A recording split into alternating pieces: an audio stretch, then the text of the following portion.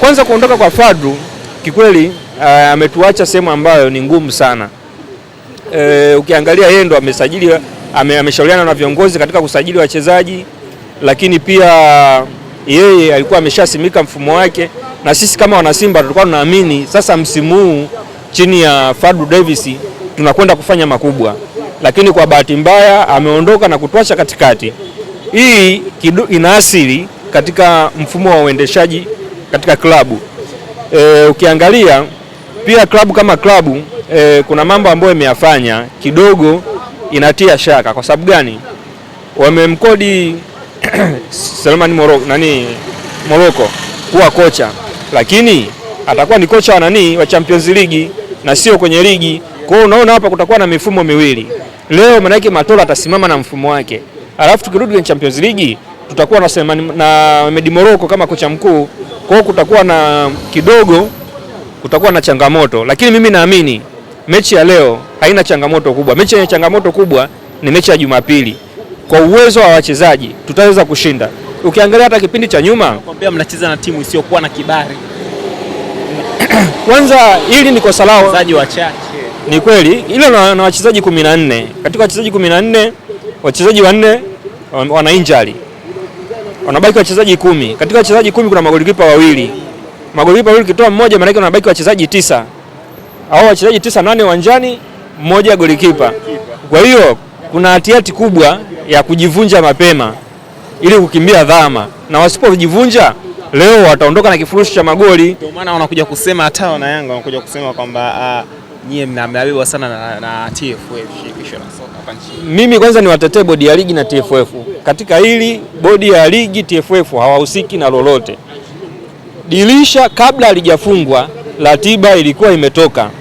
Simba ataanza na Tabora, atafuata na Fountain Gate.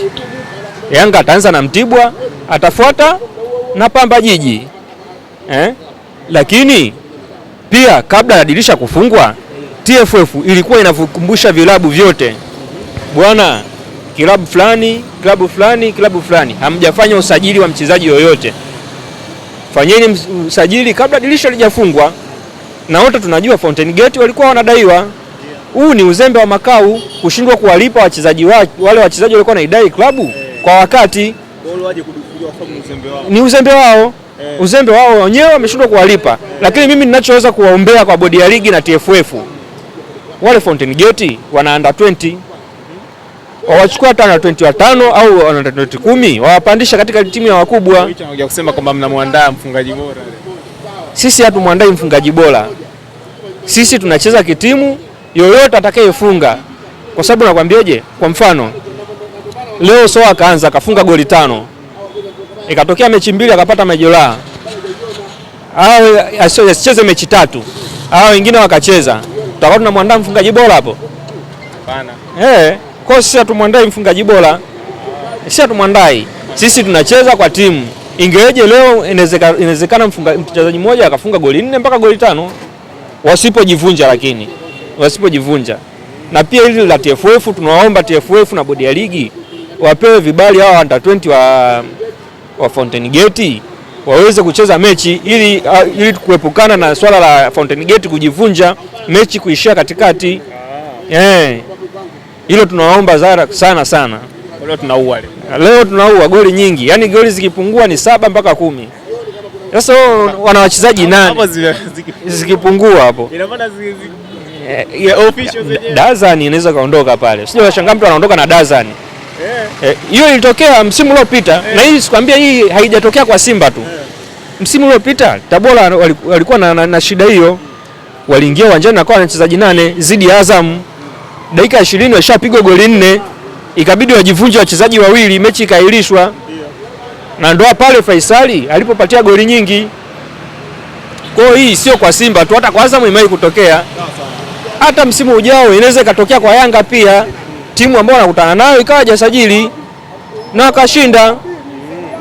Kwa hiyo ni jambo la kawaida na ni uzembe wa vilabu wao wenyewe. Kabla ya kuinyoshia kidole Simba, kuinyoshia kidole TFF, mtu wa kwanza kumnyoshia kidole ni Makau wa Fountain Gate. Kwa sababu swala hili halikuwa la msimu huu tu, hata msimu uliopita walikuwa na swala hili. na haya wameweka ni mazoea, na hii TFF inabidi waadhibu hao nani Fountain Gate, kwa sababu huu ni msimu wa pili mfululizo wanafanya makosa yale yale. Sasa kwa kumalizia swali la kusema sasa. Mimi ninachokiomba ni mashabiki kwenda uwanjani kuisupport timu yetu, twende kwa support wachezaji wetu. Leo tunakwenda kushinda.